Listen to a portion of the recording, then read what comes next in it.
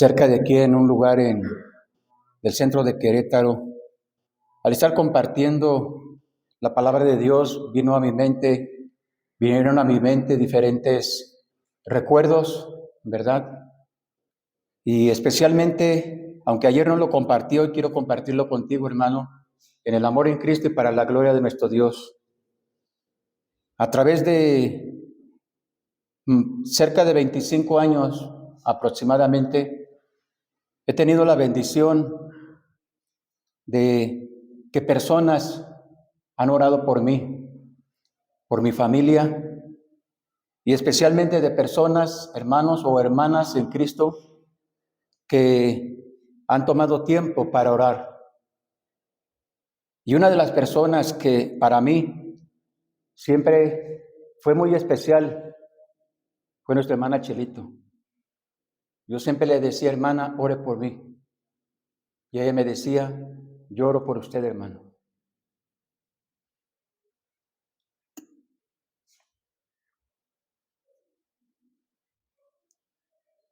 La Biblia dice que la oración del justo puede mucho.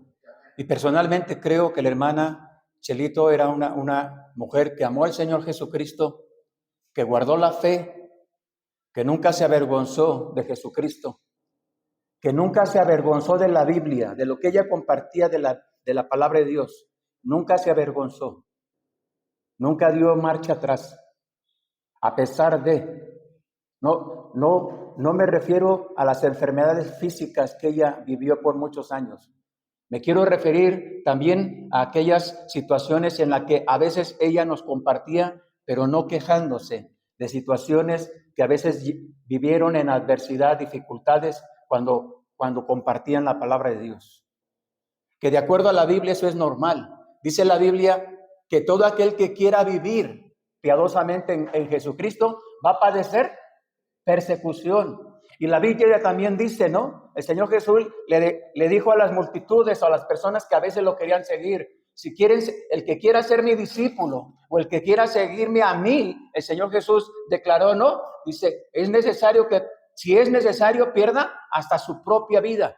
Tome su cruz cada día y seguir, que le siguieran en pos de él, ¿verdad? Y servir a Cristo, vivir la vida cristiana verdadera. La palabra de Dios nos muestra que no es fácil, que no es sencillo. Cualquiera puede decir que es hijo de Dios. Cualquiera puede decir que es salvo. Cualquier persona puede decir que el Señor Jesús es Dios o es el único mediador entre Dios y los hombres, pero no cualquiera vive una vida cristiana verdadera. Ayer escuché a una persona o a varias personas, pero especialmente una persona que conoció a la hermana Chelito por más de 40 años. Esta persona. Y él, porque es un varón, él compartió y nos compartía para edificación de nuestras vidas y nos dijo algo así, no sé si recuerden los que estuvieron ahí. Dijo, no, nuestra hermana Chelito, ella no, lo que hablaba con su boca, no era contrario con su vida. Ella respaldaba su vida cristiana siempre. Habló más su forma de vivir, habló más por su forma de mostrar la vida cristiana que por lo que sus palabras expresaban, ¿no?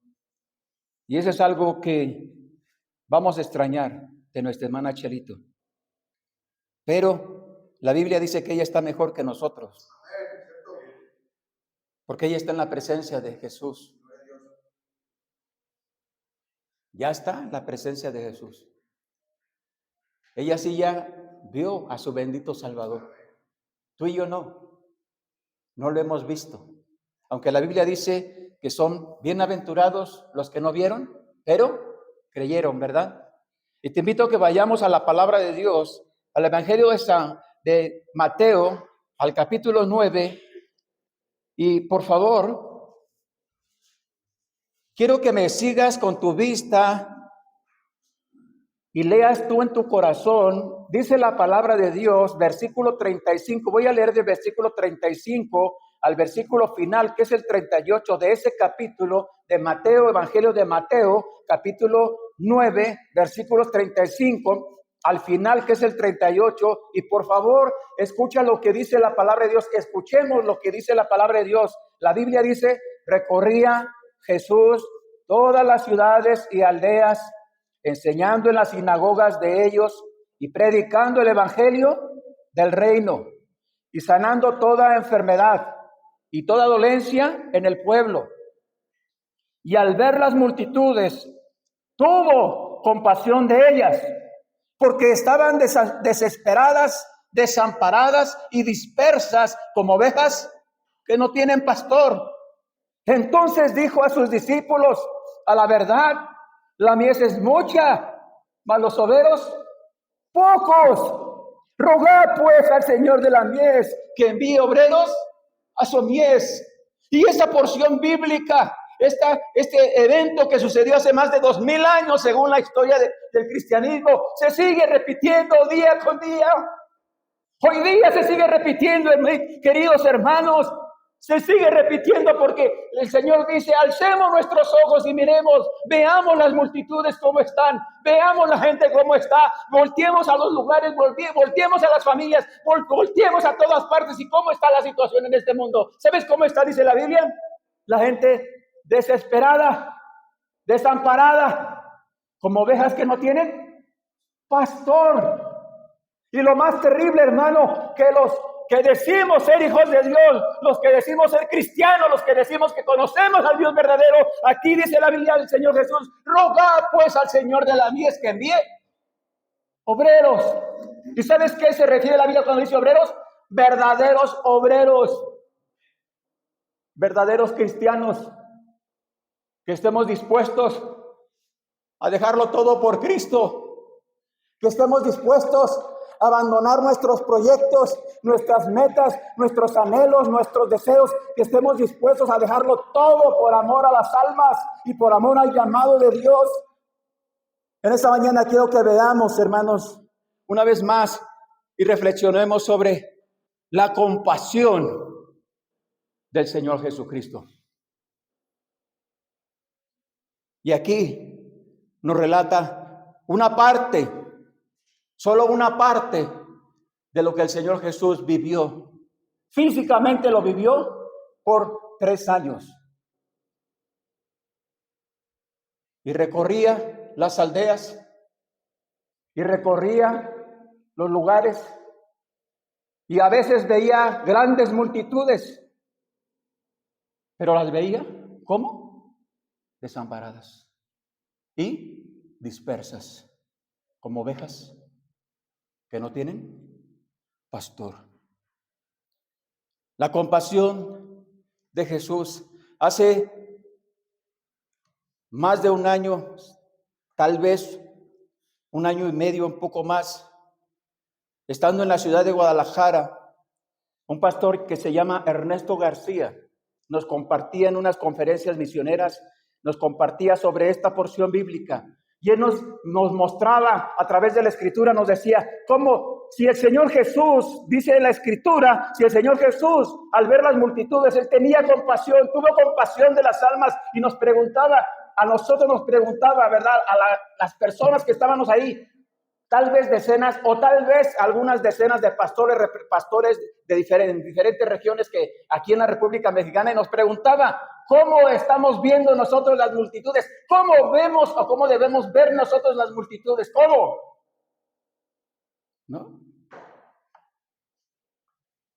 Y parte de la respuesta o el reto para nosotros que decimos ser cristianos, que decimos ser hijos de Dios, es ver a las multitudes o a las personas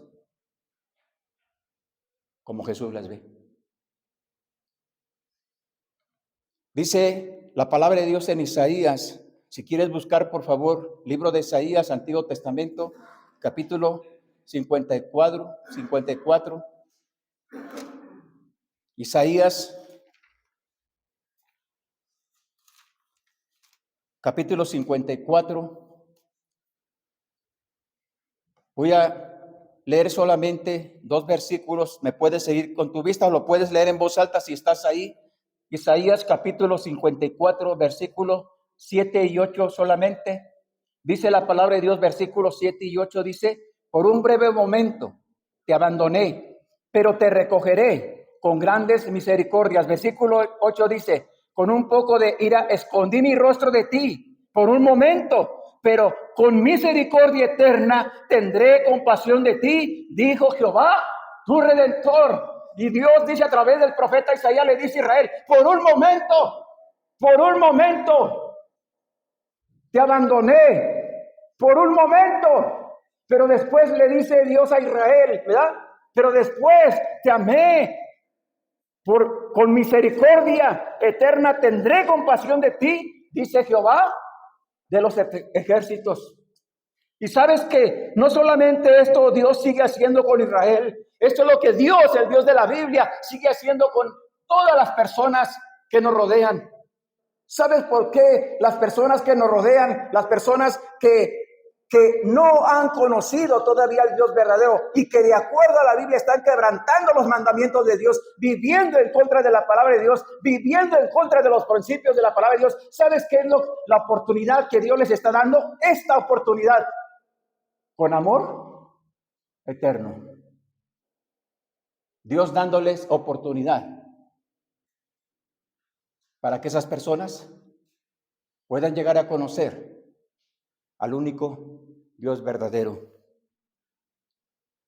Es la compasión del Señor Jesucristo lo que le movió a hacer algo. Dice la Biblia en Primera de Pedro capítulo 3, primera carta que escribe el apóstol Pedro, en el capítulo 3, dice la palabra de Dios,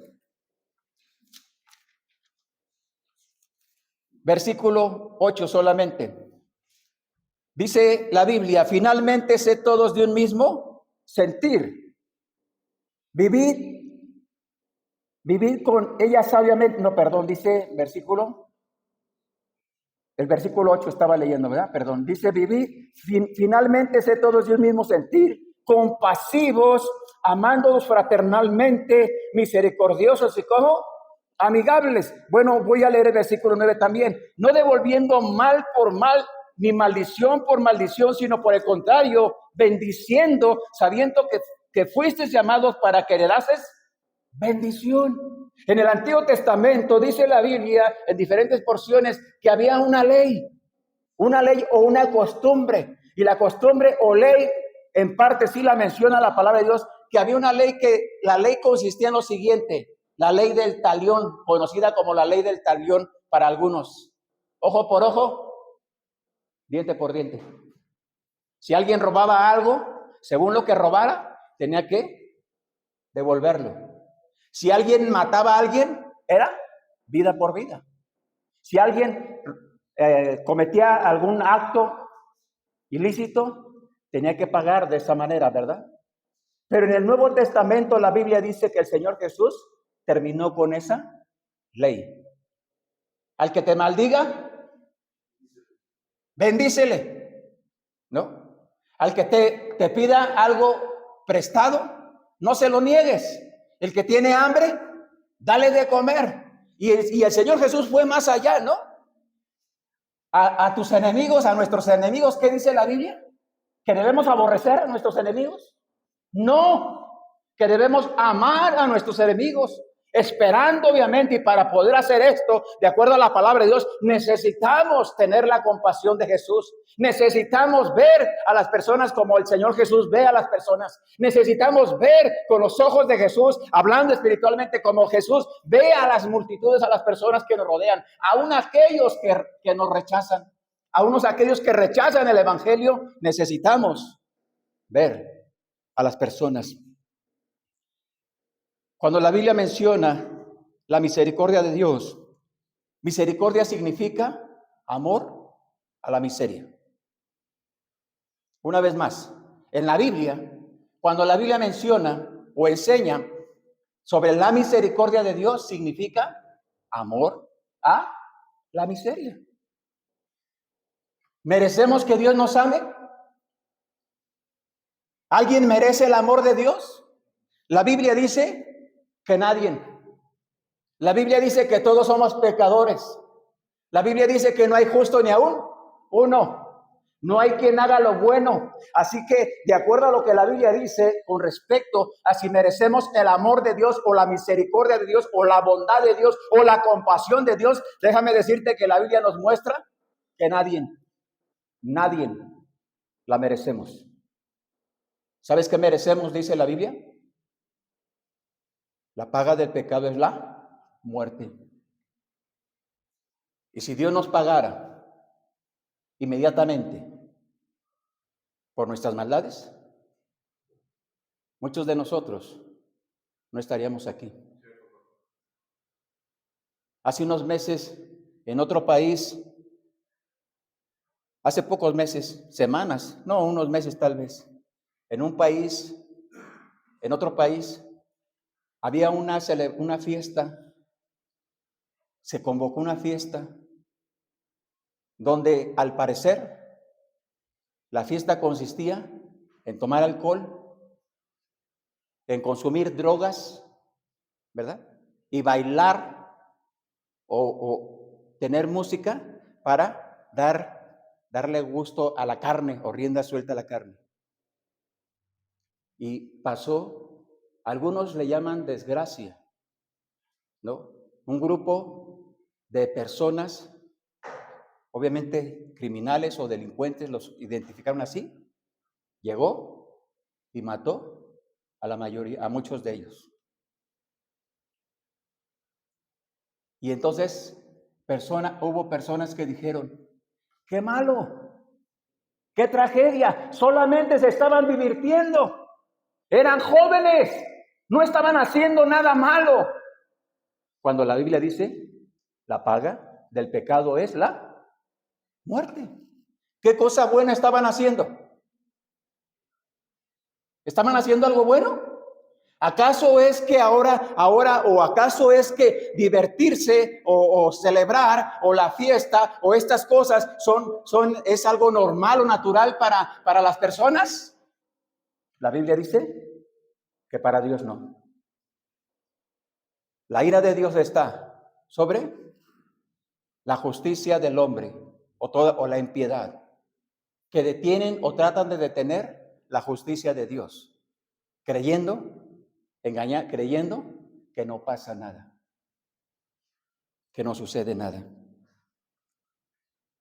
Y quiero, hermanos, que nos preguntemos una vez más, ¿qué estamos haciendo el pueblo de Dios por la gente que está sin Cristo?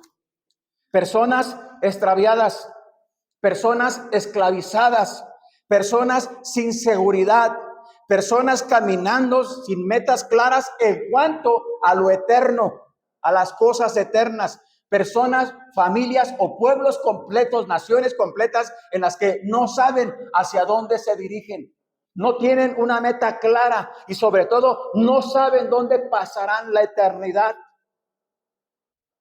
porque están desamparadas y dispersas como ovejas que no tienen pastor.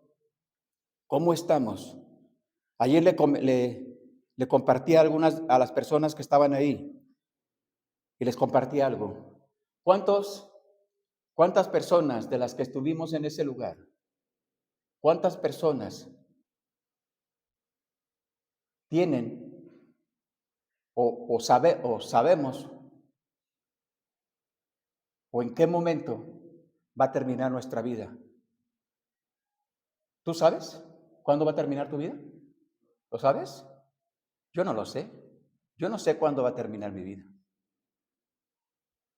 ¿No? Pero lo que sí sé es que puede terminar mi vida en cualquier momento. Y aunque algunas personas digan que les toma por sorpresa la muerte, la Biblia dice que no es sorpresa ni es casualidad. Por eso la importancia de estar preparados en cuanto a las cosas eternas. El Señor Jesús no solamente miraba a las personas con compasión, sino dice la Biblia que hizo algo por ellos.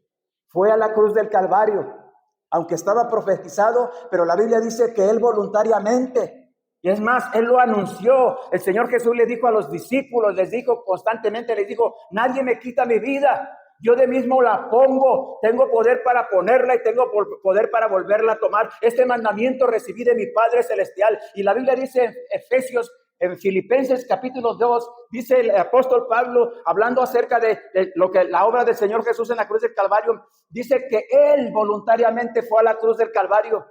Él voluntariamente permitió que le golpearan, que le azotaran. Él voluntariamente no se resistió, dice el profeta Isaías, hablando proféticamente de la muerte de Jesús en la cruz del Calvario. Dice, como cordero, enmudeció, no abrió su boca, no se resistió. Cuando tomaron sus manos para clavar, poner los clavos ahí en ese madero, él no se resistió. Él, como el cordero de Dios, enmudeció delante de sus trasquiladores. Y la Biblia dice que él no solamente sintió compasión por las multitudes, sino hizo algo. ¿Qué estamos haciendo nosotros? Hermano, ¿qué estamos haciendo por las personas que están sin Cristo y que están engañadas? Y como dice la Biblia, en Mateo, Evangelio de Mateo capítulo 6, dice el Señor Jesús, habló sobre ese camino ancho y espacioso que lleva ¿a dónde? A la perdición. Y que dice la Biblia, son muchos los que van por ese camino, que es ancho y que es espacioso, pero que lleva a la perdición. O Proverbios 14, cuando dice el que escribe Proverbios, Salomón, dice, ¿no? Hay camino que al hombre le parece derecho, pero su fin es camino de muerte, ¿no? Y decía un escritor, hablando acerca de las personas, de las multitudes, y hablando él de personas que habían puesto o ponen su confianza solamente en las cosas materiales, en el materialismo, en el dinero. Y decía este hombre, hablando de esas personas que confían solamente en el dinero, en las cosas materiales, decía, hay personas tan pobres, tan pobres, tan pobres en este mundo, que lo único que tiene es dinero. Y sí es cierto, hay personas, y no digo que los que tengan mucho dinero, propiedades, sea malo, ¿no? Lo que él estaba declarando es que hay personas que lo único que tienen es dinero. No tienen salvación. No saben dónde pasarán la eternidad. Y sobre todo, no tienen la seguridad. La seguridad de dónde pasará su alma el día que mueran físicamente. Así como el Señor Jesús, dice la Biblia, que hizo por nosotros. La Biblia dice en Filipenses capítulo 2, dice que Él se despojó, hablando de Jesús, no lo despojaron, Él voluntariamente se despojó, ¿verdad? Tomando forma de siervo y estando en la condición de siervo, se humilló, no lo humillaron, se humilló hasta la muerte y muerte de cruz. Por lo cual Dios lo exaltó y le ha dado un nombre que es sobre todo nombre, para que en el nombre de Jesús se doble toda rodilla de los que están en el cielo y en la tierra y debajo de la tierra, y toda lengua confiese que Jesús es el Señor, para gloria de Dios Padre. No hay solamente, el Señor Jesús nos mostró que no solamente hay que tener compasión o tristeza, mira, lástima, no. La compasión no tiene que ver con la lástima, son dos cosas contrarias, diferentes. La compasión que menciona la Biblia y que experimentó el Señor Jesús y que tú y yo como cristianos debemos experimentar por las personas. ¿Cómo nos veían? ¿Cómo estábamos tú y yo sin Cristo? ¿Cómo estábamos? La Biblia dice, perdidos. Efesios capítulo 2 dice que estábamos muertos en nuestros delitos y pecados. Hasta que alguien con compasión, la compasión de Jesús, nos habló del amor de Dios, del perdón de Dios y del regalo de Dios, la vida eterna. Y entonces llegó ese momento precioso. Llegó ese momento Maravilloso. Ese momento cuando dice la Biblia, segunda carta a los Corintios 5:17, dice la palabra de Dios, de modo que si alguno está en Cristo o ha creído en Cristo, es una nueva criatura. Las cosas viejas pasaron y aquí todas son hechas nuevas. Y dice la Biblia que entonces nuestros ojos fueron abiertos espirituales y entonces morimos al pecado de la carne y fuimos el nuevo nacimiento que dice la palabra de Dios allá en San Juan capítulo 3, cuando se acerca ese hombre llamado Nicodemo y que le dijo al Señor Jesús, ¿qué debo hacer para tener la vida eterna? Y el Señor Jesús le dice, es necesario nacer de nuevo. Y este hombre intelectual, rabino o era un maestro en una sinagoga judía, no entendió cómo.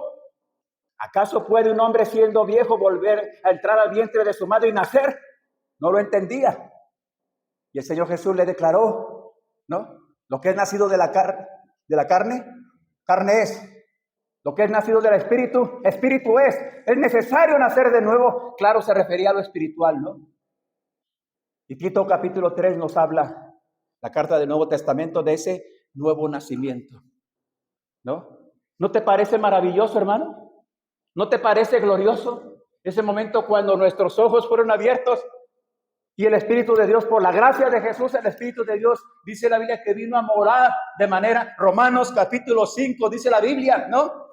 Que el Espíritu de Dios, el amor de Dios fue derramado en nuestros corazones por el Espíritu Santo que nos fue otorgado, no porque lo merecemos, sino en el momento de reconocer a Jesús como nuestro Salvador personal. Qué maravilloso fue eso. Pablo lo experimentó, ¿recuerdas? Libro de los Hechos, capítulo 9, ese matacristianos, porque era un matacristianos, y después él con vergüenza lo declara, porque con vergüenza dice, yo no merezco, como un abortivo fui llamado, o sea, fuera de tiempo, porque fue llamado al pastorado, ¿verdad? Como pastor. Dice, pero no lo merezco porque yo perseguí a la iglesia del Señor y no solamente los perseguí, yo consentí en la muerte de ellos y yo daba mi voto cuando los mataban y yo buscaba cartas para irlos a sacarlos donde estuvieran y los arrastraran y los mataran a hombres, mujeres o niños que confesaran el nombre de Jesús. Pero qué día glorioso para él, ¿no? Bueno, a él le costó primero quedar ciego 3 días por la luz que vio, ¿verdad? Quedó ciego 3 días. No. Pero la voz que escuchó, esa voz, ¿recuerdas, hermano, el silbo apacible y delicado? ¿Sí lo recuerdas? De la semana pasada que estudiamos un poco. Esa preciosa voz que escuchó Saulo de Tarso y que no conocía porque le preguntó cuando esa luz resplandeciente lo derribó del caballo, ¿no? ¿Quién eres? ¿Quién eres? Y la respuesta, yo soy Jesús, a quien tú persigues. Y el momento glorioso para él llegó. Entregó su vida a Cristo. Le dijo, Señor, ¿qué quieres que yo haga? Y le fue declarado lo que Dios tenía preparado para él. Así como el Señor Jesús vio a la multitud, a las multitudes, nosotros debemos, hermanos, hacernos responsables delante de Dios, de ver a las multitudes necesitadas de salvación, necesitadas del regalo de la vida eterna, necesitadas del verdadero perdón, necesitadas de la verdadera paz. ¿Sabes qué dice la Biblia acerca de la paz? El Señor Jesús le dice a los discípulos, lo relata Juan el evangelista, les dice el Señor Jesús, mi paz os dejo, la paz os doy, yo no se las doy como el mundo se la da, no se turbe vuestro corazón y tenga miedo, dice el Señor Jesús, esa paz que después Filipenses capítulo 4 dice, y la paz de Dios que sobrepasa todo entendimiento, guardará vuestros corazones y vuestros pensamientos en Cristo Jesús. ¿Verdad que sí es verdad la paz de Dios, hermano Alfredo? ¿Verdad que sí es verdad? ¿Verdad que sí es verdad la paz de Dios, que podemos experimentar el control que Dios tiene? No porque lo merezcamos, sino por la gracia de Jesús, cuando ponemos nuestra confianza en Él, y de verdad que podemos esperar esa paz. Esa paz, ¿recuerdas el canto? Que dice el canto, ese canto hermoso, esa paz que yo siento en mi alma, no es porque todo me va bien. No miro las circunstancias, ¿verdad? Esa paz que por la gracia de Dios, por la bondad de Dios, la misericordia de Dios, podemos experimentar en nuestras vidas. Cuando todo parece derrumbarse, cuando todo parece acabarse, cuando todo parece mal, a veces en situaciones, cuando aparece, ¿verdad? Pero aparece, ¿no?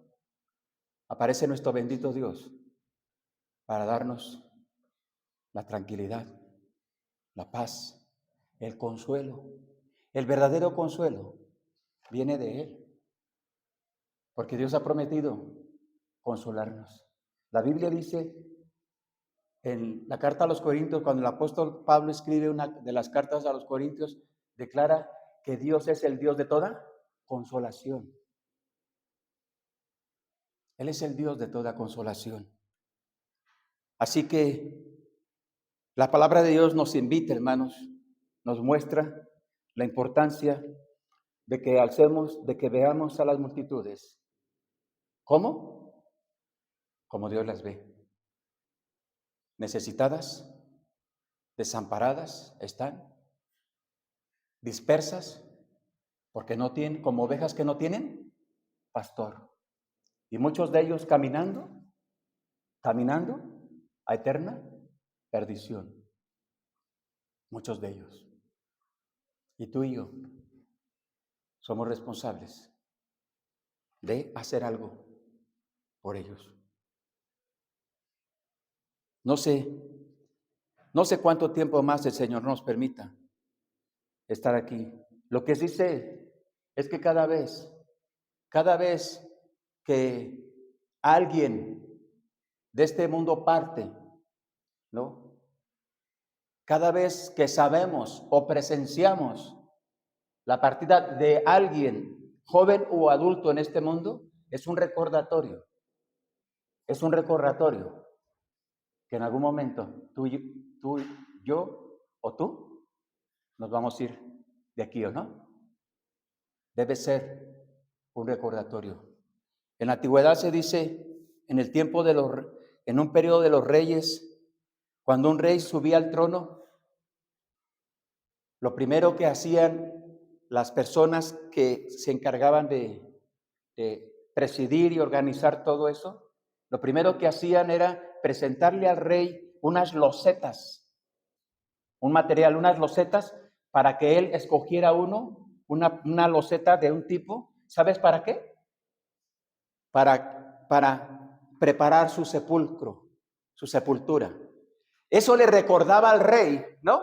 Que no iba a vivir eternamente. Eso le recordaba al rey que en algún momento iba a morir. Eso le recordaba al rey que sí iba a establecer el reino, iba a estar en el reino, pero que un día tenía que morir. ¿No? Y nosotros tenemos, hermanos, que estar conscientes que en cualquier momento,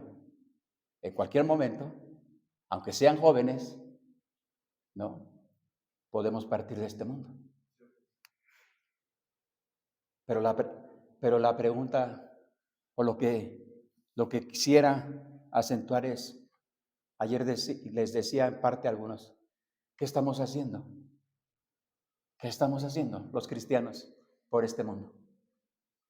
¿Qué estamos haciendo por esas personas que están sin salvación? ¿Qué estamos haciendo por esa tremenda necesidad que sigue habiendo? Porque la Biblia sigue siendo, la mies sigue siendo mucha, y los obreros, pocos. Sigue habiendo esa necesidad. Señor, que el Señor nos ayude a ver esa verdadera necesidad por las personas y hacer algo por ellos. Recuerda, el Señor Jesús no solamente vio las multitudes y se compadeció de ellas, no fue lo único. Él fue a la cruz del Calvario y entregó su vida por los pecados de toda la humanidad. Tú y yo, ¿qué estamos haciendo por esas personas? Así que vamos a terminar con este tiempo y te invito para que hagamos una oración y seguramente estoy seguro, completamente seguro, que aquí habemos personas, hombres, mujeres, jóvenes o adultos, que si ya recibimos a Cristo como nuestro Salvador, si Él ya es nuestro Salvador personal, si Él ya nos ha perdonado, nos ha limpiado, nos ha salvado, pero ¿sabes qué, hermano? Estoy seguro que aquí habemos personas que no estamos sirviendo a Dios como Dios quiere que le sirvamos. No estamos haciendo totalmente la voluntad de Dios como Dios quiere que lo hagamos. No estamos sacrificando, dejando algunas cosas en este mundo, y me atrevo a asegurar que aquí habemos personas. Así que creo que esta es la oportunidad que tenemos para decirle: Dios, perdóname, porque yo no estoy haciendo tu voluntad. No estoy haciendo lo que tú quieres que haga. No estoy compartiendo el evangelio. No estoy siendo un testimonio verdadero a las personas. No estoy sirviendo como tú quieres que sirva en tu obra. Creo que esa es la oportunidad. Así que te invito en el amor en Cristo. Si tú eres una de esas personas, te invito a que pases aquí y vamos a orar. Pasa. Si es que tú eres una de esas personas. Si no lo eres, te puedes quedar en tu lugar. O si prefieres estar cómodo, lo puedes hacer. Recuerda, hermano, no es un compromiso conmigo, no es un compromiso con lo que yo digo, no es un compromiso, no es para que quedes bien conmigo.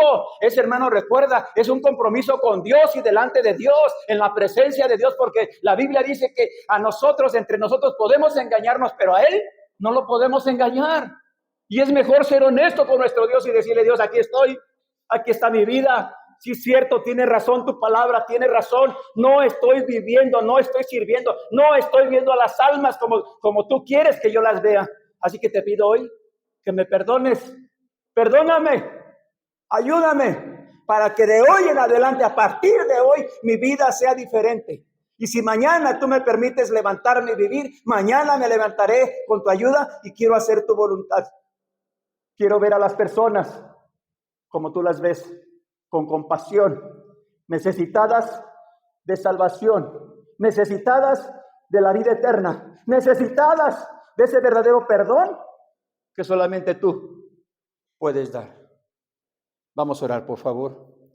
Tú ahí en tu corazón. Padre nuestro que está en el cielo, en este momento, Señor, queremos reconocer delante de usted, Padre, que no estamos, perdónenos, no estamos trabajando, no estamos sirviendo, no estamos viendo a las multitudes, Padre, como dice la Biblia que usted, nuestro bendito Salvador, ve a las multitudes. Perdónenos, limpie nuestro corazón, quite toda raíz de amargura o vanidad o soberbia. Quite, dice la Biblia, que todo lo que no proviene de fe es pecado. Quite eso que estorbe. Y que a partir de hoy, le ruego, Señor, en el nombre de Jesús, por mis hermanos que están aquí. Ellos, el único que conoce el corazón es usted. La Biblia dice que es usted que escudriña la mente y el corazón. Y mis hermanos que están aquí, hermanos varones, hermanas mujeres, que están aquí al frente, reconociendo que hemos fallado y que le necesitamos. Pero especialmente necesitamos que nos ayude a ver las multitudes con compasión y hacer algo por ellos. Así como nuestro bendito Salvador fue a la cruz del Calvario y entregó su preciosa vida y su preciosa sangre. Nos ponemos en sus manos, Padre, y rogamos que a partir de hoy usted ponga en nuestro corazón, en cada corazón de mis hermanos, lo que debemos hacer a partir de hoy, a partir de este momento, que podamos hacer su voluntad. Gracias, Señor. Le doy gracias por mis hermanos y le rogamos, Señor, que nos guarde el resto de este día y que permita, Padre, que su nombre sea glorificado en todas las iglesias verdaderas y hasta lo último de la tierra, que se predique el evangelio, porque sigue siendo el mandamiento que no ha cambiado. Ayúdenos, tómenos en sus manos, Padre. Se lo rogamos una vez más en el nombre de su Hijo Jesús, nuestro amado Salvador. Amén. Amén. Gracias, hermanos. Pueden pasar a su lugar. Gracias. Vamos a continuar.